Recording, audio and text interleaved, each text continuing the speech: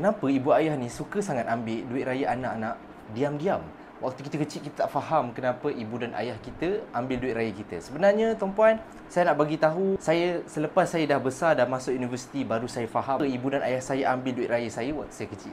Saya adalah produk di mana emas menjadikan matlamat saya untuk saya tidak membuat hutang semasa saya belajar.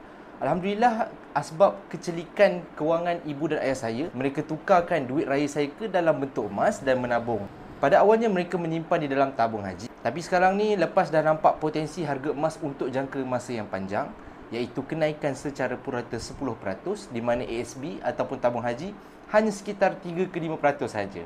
Mereka alihkan terus semua duit tabung haji saya sewaktu saya kecil dulu ke dalam bentuk emas. Sekaligus, tuan-puan, sekarang ni Alhamdulillah saya dapat nikmatinya tanpa membuat hutang PTPTN untuk belajar. Jadi, bapa boleh klik link di bio atau rujuk pin video dan saya akan bantu anda dengan sebaiknya.